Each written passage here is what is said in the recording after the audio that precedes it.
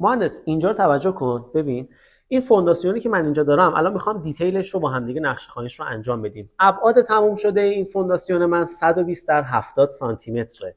دقت کن، ابعاد تموم شده 120 در 70 سانتی متره که با احتساب این 7 سانت کاور از هر طرف و با کم کردنشون من به عدد 106 سانتی متر میرسم.